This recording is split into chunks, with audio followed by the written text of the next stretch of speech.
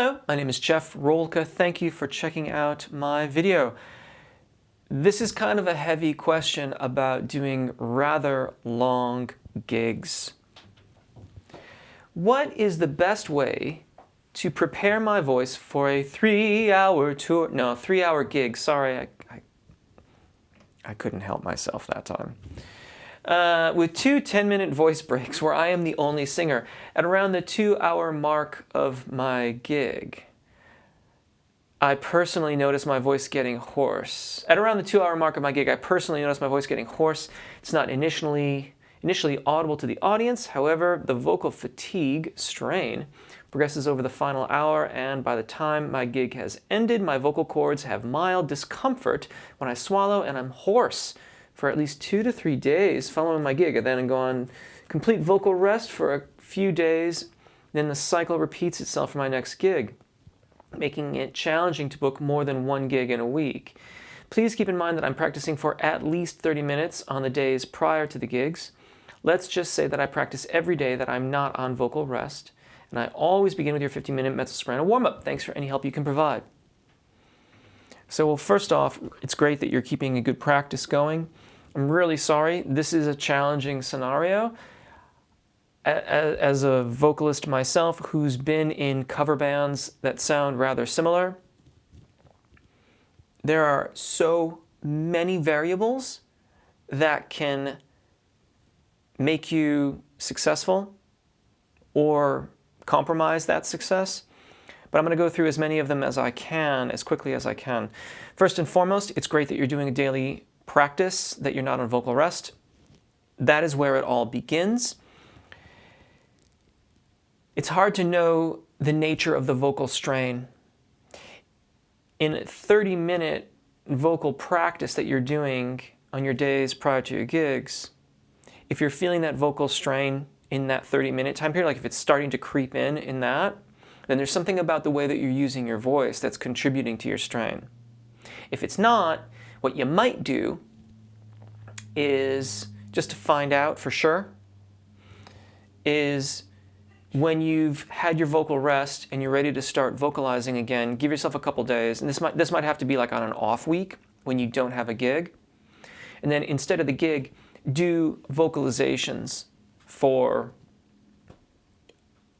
basically an hour or an hour and a half. This is not normal. I wouldn't suggest anybody do this except to try to understand if the vocal strain is part of the repertoire that you're singing or if it's part of the way that you sing, in which case then you have to look at apogeo breath management and how you're adducting the vocal fold, the amount of vocal engagement that you're using around the larynx.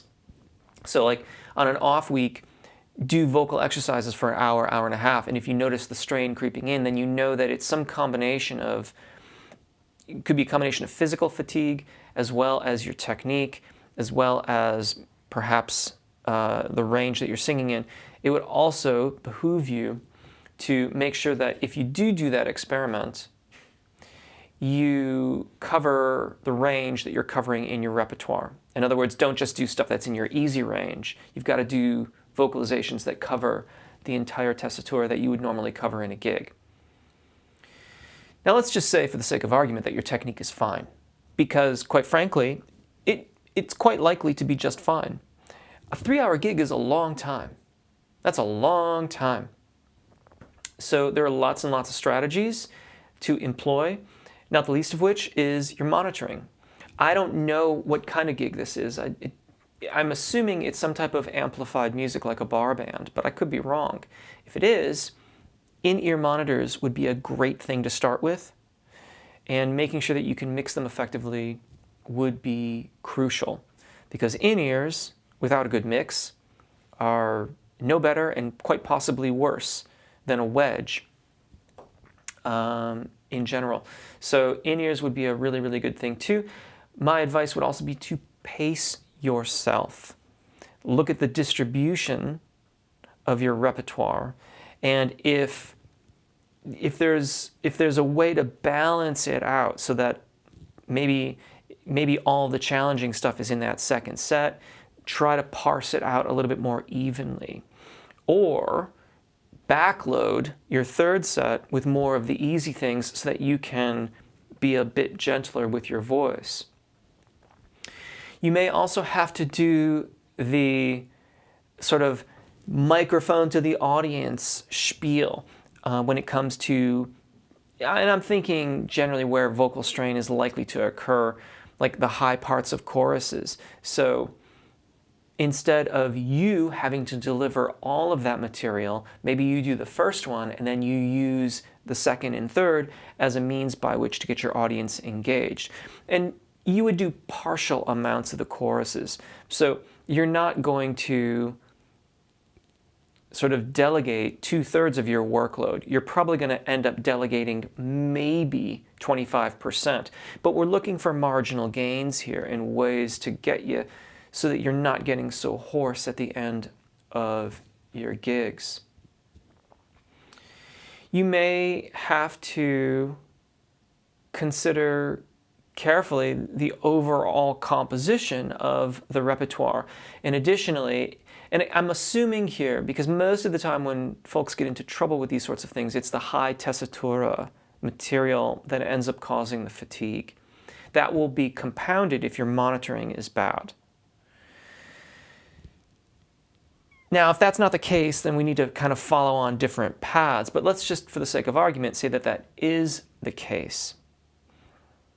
You might need to consider doing some key changes to bring any of the really extreme stuff more into more comfortable zones. Not uncharacteristic of the song comfortable, like not like in a super low range if it's meant to be a high energy pop tune, but make it just a little bit more comfortable for you so that even if you can't hear yourself, even if you are getting physically tired, then you still have a little bit of a buffer there where you're not going to be pressing your voice as much as you might if it was in the original key.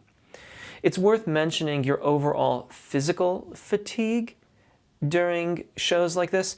It's physically tiring to have to be super high energy for those periods of time. So trying to incorporate some amount of actual physical rest into the sets would be advantageous as well. You've said that you're the only vocalist in the group, but I wonder if someone might not be able to croak out something in a very easy key for them once or twice a set, just to give you that little additional amount of rest. You might just ask if you're in a band. People might be thrilled, or they might not, but getting the information is good. This brings into question also stage volume. So, and again, I'm assuming you're in a cover band, like a gigging cover band. Stage volume has a critical impact on your ability to monitor. Those are historically extremely difficult conversations with drummers and guitar players. Bass players are generally, they seem to be a bit more easygoing about the whole thing. To be fair, I get it. Like, I've played electric guitars when the amp is cranked, and it's a different instrument than when the amp is not. And drummers, oftentimes, to get a certain tone quality out of their kits, need to strike the drums with a certain degree of velocity. But if you're the one delivering all of the songs, at least a conversation and some accommodations or some strategy so that you're not getting so worn out. Because, of course, I would think that they would want to do more than one gig a week. And that might be the way to frame it to make that conversation a bit easier. Lastly, and this is, I'll just be honest. When I was in a cover band, this was a long time ago, sometimes we were paid in beer. And I quit drinking some years ago now, but that wasn't a good decision. So to be very, very blunt about it, that was a bad decision a lot of the time. And if that is something that is happening in your gig, you might consider just switching to room temperature water. I'm sorry if you, like myself, a long time ago, that your compensation package for those evenings is beer.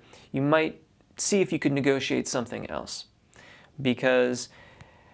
And I realize that people will insist that it doesn't affect them. And I've watched vocalists drink an entire bottle of wine in the course of a 45-minute set. It's not going to do you any favors long term, vocal health-wise, from the stage.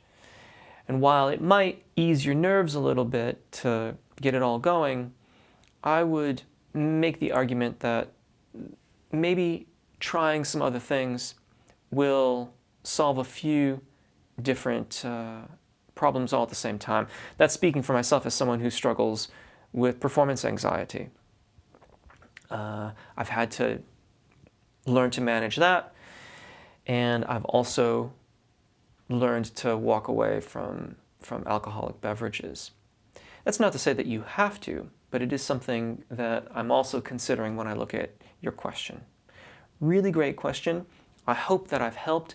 If there's anything that you want me to follow up with, put it in the comments below.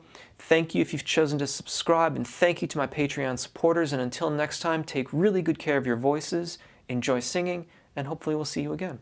Bye.